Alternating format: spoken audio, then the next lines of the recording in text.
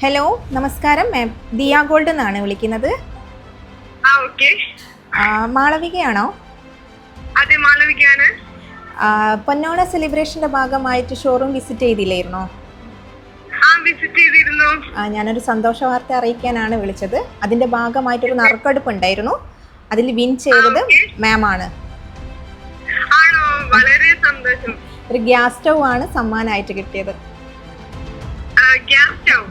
Yes. അപ്പം മാം എത്രയും പെട്ടെന്ന് ഷോറൂം വിസിറ്റ് ചെയ്യാം.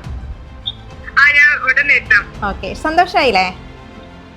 ഒരുപാട് സന്തോഷായി. Okay, thank you.